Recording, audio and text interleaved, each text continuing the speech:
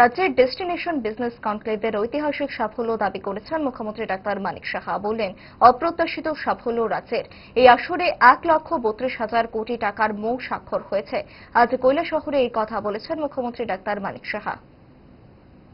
সংখ্যকের যদি একটা প্লেন যদি এখান থেকে স্টার্ট করা যায়, কথা চলছে বারবার, একবার অনেক সময় বলছে যে আরো তার লেন্থটা বাড়াতে হবে, আমরা বললাম আমরা একুয়ার করে দেব।